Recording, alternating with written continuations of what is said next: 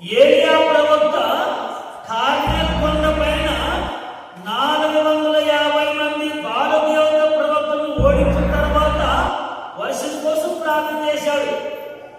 అయితే చల్లటి గాలి వేస్తుంది. వర్షం ప్రారంభమైనప్పుడు వెంటనే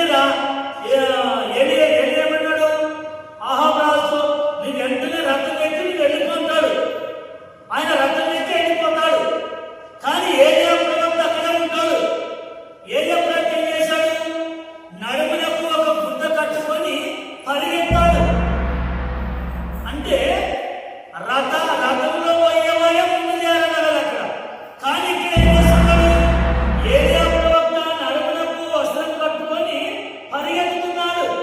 అంటే రథం కంటే ముందుగానే ఆయన చేయాలి. అంటే బాగా గమనించండి. నడుము వరకు లోతు నీళ్ళు వచ్చినాయంటే నడుమునకు తుండుగుడ్డ కట్టుకొని దేవుడి కోసం పరిగెత్తాలా, దేవుడి కోసం సిద్ధపడాలా. అప్పుడు దేవుడు నీకు బలాన్ని ఇస్తాడు. లేకపోతే మనము దేవుడి కోసం ప్రయాసపడకుండా, దేవుడి కోసం పరిగెత్తకుండా మనము ఉండే దగ్గర ఉంటే ఏమీ బాధపడదు.